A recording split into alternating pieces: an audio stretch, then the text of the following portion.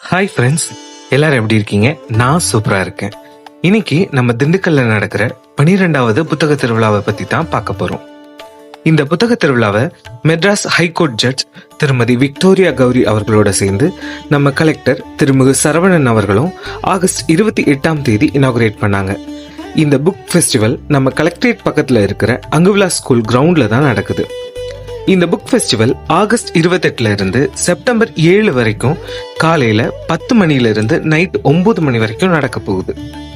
இதுல ஒவ்வொரு நாளும் மதியம் 2 மணிக்கு தமிழ், மலையாளம், ரஷ்யன் மாதிரி டிஃப்ரெண்ட் லாங்குவேஜ் மூவிஸ் டெலிகாஸ்ட் பண்ண போறாங்க.